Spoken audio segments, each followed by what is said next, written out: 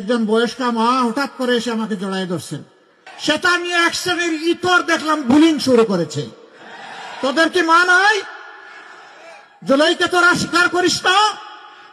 যদি জুলাইকে ধারণ করিস তাহলে এমন একজন মাকে কেন তোমরা অপমান করছিস? একটা ক্লাস আজকে সামান্য মানবতা এবং ভদ্রতা ভুলে গেছে। আজকে আমি ফেনীতে গিয়েছিলাম। শহীদ পরিবারের মা এবং বাবারা, ভাইয়েরা, বোনেরা সেখানে এসেছিল, সন্তানরা এসেছে। আমি তাদের প্রতি সহানুভূতি জ্ঞাপন করার এক পর্যায়ে একজন বয়স্কা মা হঠাৎ করে এসে আমাকে জড়াই ধরছেন। উনি কান্না শুরু করেছেন। আমি তো তাকে ছুঁড়ে মারতে পারি না।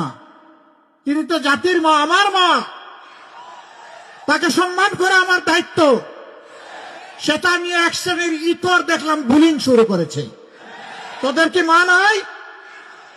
জুলাইকে তোরা স্বীকার করিস না? যদি জুলাইকে ধারণ করিস তাহলে এমন একজন মাকে কেন তোমরা অপমান করছিস? অনেকে এখন সন্ত্রাসের পরিবেশ সৃষ্টি করছেন মানুষের মধ্যে ভয়ভীতি সৃষ্টি করার জন্য। আমি শুধু একটা কথা বলবো, আপনারা এটা ছেড়ে দেন।